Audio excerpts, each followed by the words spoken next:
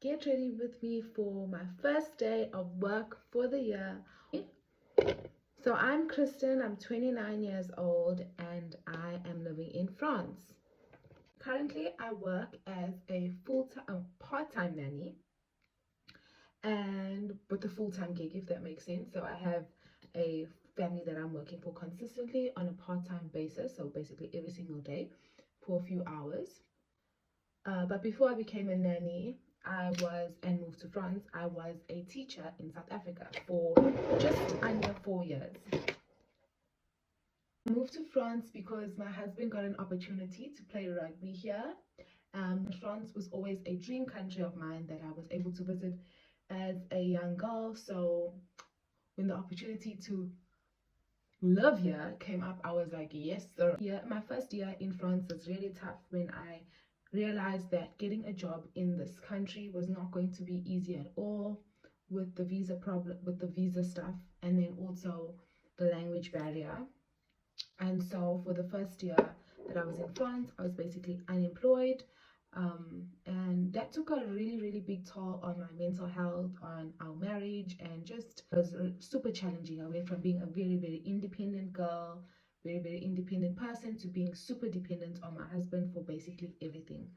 One of the things that did keep me pretty happy and inspired and full of life was creating content. And so I would create little reels and still make YouTube videos of all the stuff that we were doing in France. And yeah, it was a fun little hobby of mine, but it didn't really become anything.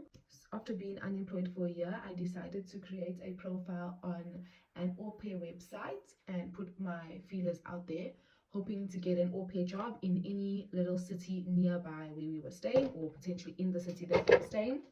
But an amazing opportunity with a really special family presented itself. The only problem was that I would be living on the other side of France, away from my husband. And I took the opportunity. You can go back and see my au pair content. And that was one of the best experiences that I ever had in my life. It taught me a lot about just living a life that's bigger than myself, serving other people, and about really what's important in life. But after a year, my husband and I decided that that was really too difficult to do, the long distance. So I moved back, and at that time we were moving into a city, the current city we stay in, which is Rennes.